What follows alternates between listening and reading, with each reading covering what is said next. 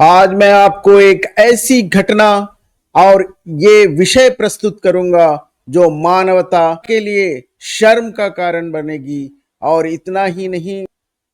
मानव के इतिहास में मानवता के चरित्र पर इस तरह का दाग लगाएगी जो मानव कभी भी इस चरित्र को भूल नहीं सकेगा, ना ही माफ कर सकेगा। और मैं आपको उनकी इस्लामी इतिहास की किताबों से बताऊंगा कैसे एक जैसे कि इस्लाम की तारीख में बहुत ही मशहूर हदीस निगारों के नाम लिए जाते हैं, सही मुस्लिम, सही बुखारी। इन्हीं के काल के और एक व्यक्ति जिन्होंने 21,000 हदीसों की किताबें लिखी और उन्हीं दर्जे के अंदर शामिल किए जाने वाली मुसन्नफ ऑफ अब्दुल रज़ाक के नाम से ये हदीस की किताबें इतनी ही मान्यता रखती है इस्लाम के इतिहास में, जैसे कि सही मुस्लिम, सही बुखारी जो मान्यताएं रखती हैं। और जितने भी इस्लाम के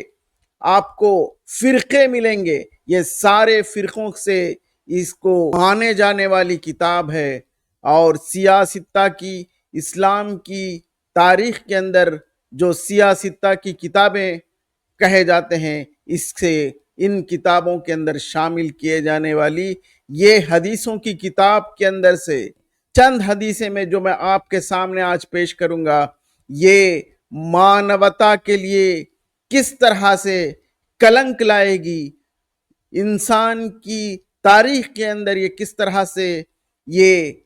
अपने मानवता को पूरी चूर चूर कर कर रखेगी। और जैसे खास करके हमारे हिंदुस्तान की जो एक संस्कृति रही है, उस संस्कृति को कैसे तार तार करेगी,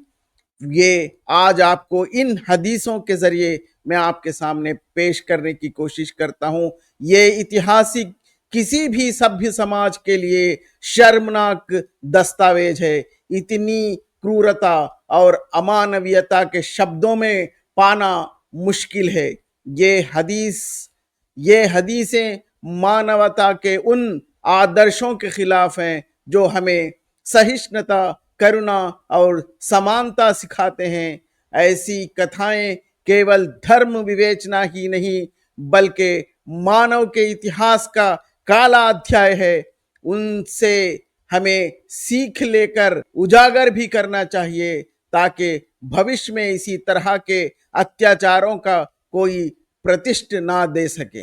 किताब को मुसन्नफ ऑफ अब्दुल रज़ाक के नाम से ये 7 जिल्दों में प्रस्तुत है। इनको बहुत ही दिनों के बाद, बहुत एक ज़माने के बाद उर्दू में इसका अनुवाद किया गया है। लेकिन ये हदीस की किताब आपको इस्लामी इतिहास में लिखी गई पहली इतिहासों की किताबों में से एक माना जाता है। इसे अब्दुल रज़ाक ने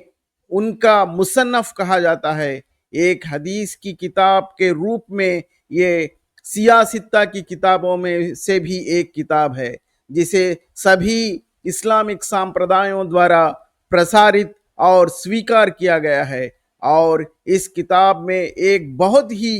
क्रूर विषय लिखा गया है जो मानवता पर इस तरह का दाग लगाती है, जो इनके पास स्लेव्स और शर्मनाक शब्द जो हमारे महिलाओं के लिए यूज किया गया है, उस समय के समाज लेखकों ने जो रिकॉर्ड छोड़ा वे न केवल कठोर है, बल्कि मानवता के प्रति गहरा अपमान है। ऐसे दस्तावेजों को सिर्फ ऐतिहासिक तथ्यों के रूप में दर्ज करना ही काफी नहीं है, हमें इनके सामाजिक नैतिक प्रभावों को भी कड़ी समीक्षा करनी चाहिए, क्योंकि ये विषय पीढ़ियों को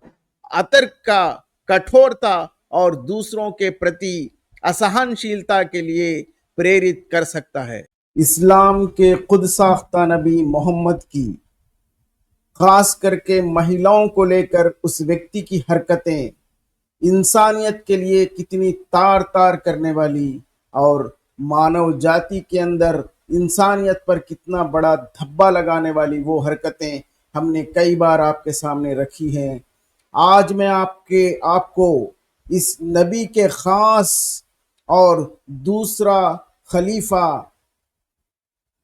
उमर और इसकी औलादों में से एक औलाद अब्दुल्ला बिन उमर की आज कहानी में आपके सामने रखने की कोशिश करता हूँ। किसी खास कबीलों के अंदर बहुत ही मर्यादा पूर्वक जिंदगी गुजारने वाली महिलाओं को पकड़कर उन्हें दासियां बनाकर उन्हें बाजारों के अंदर बेचने की हरकतें प्यारा नबी भी किया था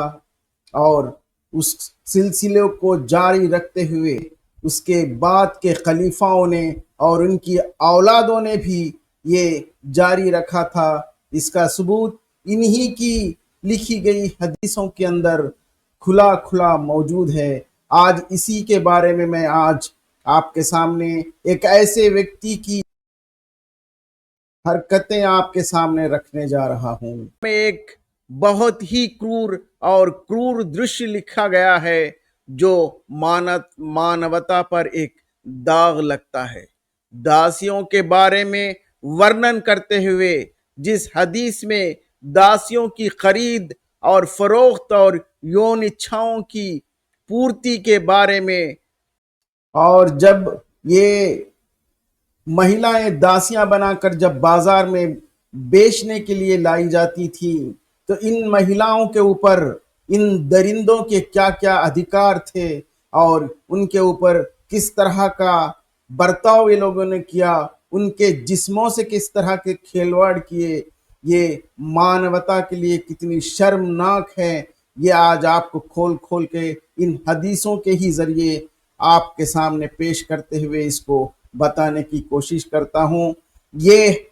इंसानी नाम का जो अब्दुल्ला बिन उमर जो हैवानी हरकत से बदतर हरकत इन महिलाओं के साथ करता था, उसकी हरकतें और उसके कानून जो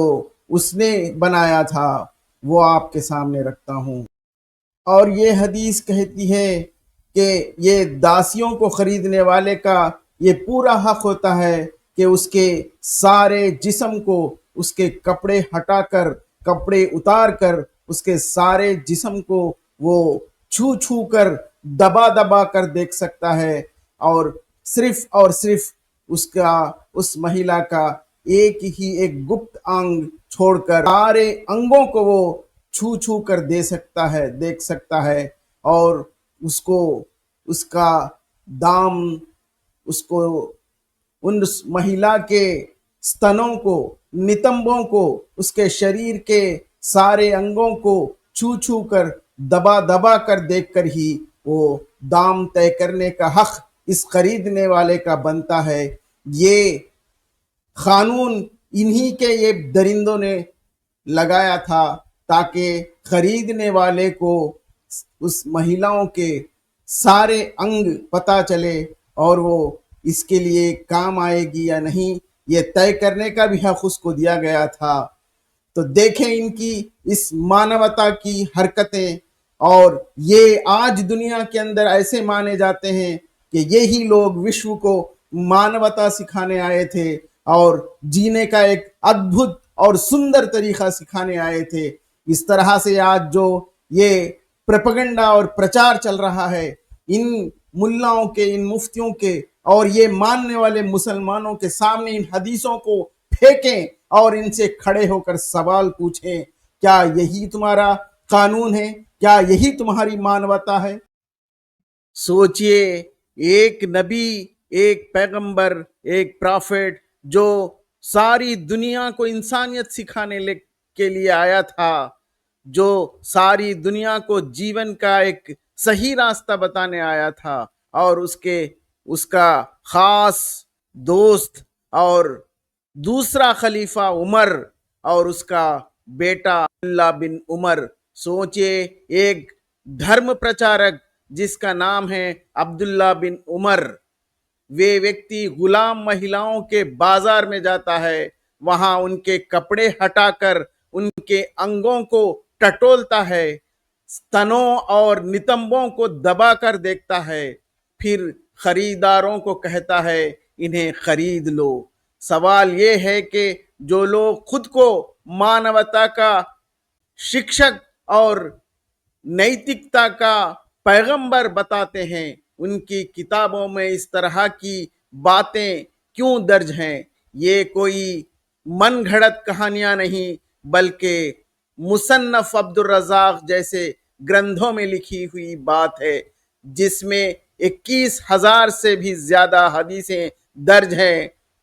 अब समय आ गया है कि इन तथ्यों को सामने रखकर इन धर्म प्रचारकों से पूछा जाए, क्या यही है उनकी इंसानियत? क्या यही है उनकी मानवता? और खास करके भारत के इतिहास में, भारत के चरित्र में, भारत की तहजीब में जो महिलाओं को देवता समान माना जाता है, उस संस्कृति के अंदर इस तरह की ये किताबें यहाँ पर भेजकर और मानवता की रीढ़ कांप उठती है जब हम पढ़ते हैं कि अब्दुल्ला बिन उमर जैसे लोग गुलाम महिलाओं के बाजार में जाकर उन मान्यताओं को, उन स्त्री की मान्यताओं को तार तार कर कर, उन महिलाओं के गुप्तांगों को दबा दबा कर, उनके स्तनों को, नितंबों को इस तरह से दबा दबा कर देखना, ये कौन सी मानवता कहा जाता है? इसे कैसे इस मानवता के रूप में देखा जाता है? माने औरत कोई इंसान नहीं है, ऐसे के ये मानते थे कि औरत कोई इंसान नहीं बल्कि बिकने वाला माल है। और फिर ये सब करने के बाद लोगों को सलाह दी जाती है कि इन औरतों को खरीद लो। क्या यही है वो लोग जिन्होंने दावा किया कि पूरी दुनिया को इंसानियत सिखाने आए हैं? इतिहास की किताबों सही मुस्लिम, सही बुखारी और मुसन्नफ अब्दुल रज़ाक का इन घटनाओं के दर्ज करके खुद ही इस्लामी धर्म गुरुओं की असलियत सामने ला देती है। ये विषय मानवता के माथे पर अमित कलंक है। इन हदीसों में दर्ज ये घटना केवल उस समय की क्रूरता का प्रमाण नहीं है, बल्कि ये मानवता के मार्गदर्शक कहने वालों की असली चरित्र को उजागर करती है। अब्दुल्ला बिन उमर का गुलाम महिलाओं के साथ अमानवीय व्यवहार, उनके शरीर को बाजार में नंगा कर कर परखना और दूसरों को उन्हें खरीदने की सलाह देना, मानवता के मूल्यों के साथ घोर विश्वासघातक है। ऐसे प्रसंग हमें ये सोचने पर मजबूर करते हैं कि जब धर्म के नाम पर लिखी गई किताबों में इस तरह के विषय वेद ठहराया जाता है, तो उनका असर आने वाली पीढ़ियों पर कितना विनाशकारी हो सकता है। मुसन्नफ अब्दुल रज़ाक जैसे ग्रंथ, जिनमें लगभग 21,000 हदीसें संकलित हैं, इतिहास के उन दस्तावेजों में गिने जानी चाहिए जो इंसानियत पर प्रायश्चित खड़े कर रही हैं। इन लोगों से सवाल करें, क्या इन लोगों को, जिन्होंने स्त्रियों के साथ ऐसे व्यवहार किया, जिन्होंने मानव जाति और मनुष्य समाज के कलंकित करने वाले तरीके से व्यवहार किया, इस धरती पर मनुष्यों को मानवता सिखाने वाले माना जाएगा या दुष्टता सिखाने वाले? क्या ये लोग हमें मानवता सिखाने के लिए आज मार्गदर्शक के रूप में चित्रित किए जाएंगे और उनकी कहानियां इन भाषणों में ऐसे प्रस्तुत की जाएंगी जैसे उन्होंने ही विश्व इतिहास में दुनिया को महान मानवता सिखाई है? और भारत के इस्लामी प्रचारक, मुल्ला, मुफ्ती और भारत के हर वो मुसलमान के सामने इन हदीसों को रखकर उनसे सवाल कीजिए, उनसे पूछिए कि क्या यही मानवता सिखाने आए थे जो जिनको तुम लोग आज दुनिया भर में इस विश्व में मानवता सिखाने के लिए, जीवन का एक सही तरीका सिखाने के लिए आए थे। इस तरह से जो मानते हो, क्या वो यही सिखाने आए थे? क्या वो यही लोग हैं जो इस दुनिया को मानवता सिखाएंगे? हर एक मुसलमान से, हर एक मुल्ला से, हर एक मुफ्ती से, उनसे खड़ा होकर सवाल कीजिए, तभी जाकर इस भारत की धरती में जिस दिन आप हर शहर में, हर गांव में, हर गली में, हर कूचे में खड़े कर हर आदमी जो इस भारत की संस्कृति को बचाना चाहता है, इस भारत की इस हैंदव संस्कार को बचाना चाहता है, वो गली गली में खड़े कर हर वो व्यक्ति से सवाल करें जो इन मान्यताओं को और इन लोगों को, इनकी इतिहास के इन खलीफाओं को जो जीवन के बहुत ही मार्गदर्शक मानते हैं, उन सभी लोगों से हर गली में खड़े कर सवाल करें। अगर आप इस भारत की संस्कृति को, इस देश को, इस देश की संस्कृति को अगर बचाना चाहते हैं, तो आप इन सारे लोगों से सवाल कीजिए और इन किताबों को निकाल कर समंदर में फेंक, ताकि उन्हीं के हाथों से इस मानवता के ऊपर कलंक लाने वाली किताबें उन्हीं लोग समंदर में फेंकें। और जिस दिन इस देश का वो इंसान जो इस देश की संस्कृति को और इस देश को बचाना चाहता है, वो हर गली गली में, कूचे कूचे में इनसे सवाल कर सकने की हिम्मत जिस दिन आएगी, उस दिन ही इस देश की संस्कृति और इस देश का इतिहास और ये देश और इस देश की हैंदव संस्कार बचेगी। या नहीं तो आने वालों के दिन अगर तुम इस तरह से इनके किताबों को सामने रखकर उनसे सवाल नहीं करेंगे, तो आने वाले दिनों के अंदर आप इनके तलवों के नीचे की मिट्टी आपको आपके माथे पर चंदन बनाकर लगाई जाएगी।